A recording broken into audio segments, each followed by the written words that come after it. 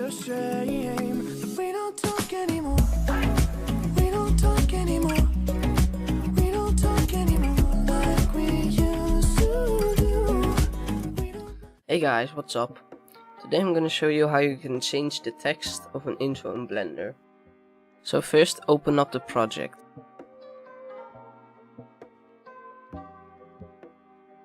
So if you want to change this text, first select it with your right mouse button. After selecting the text, it should have an orangey outline. Now to start editing this text, you have to press Tab on your keyboard to enter the edit mode.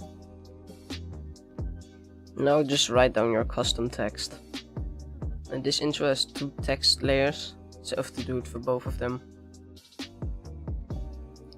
Also, if you want to exit the edit mode, just press Tab again.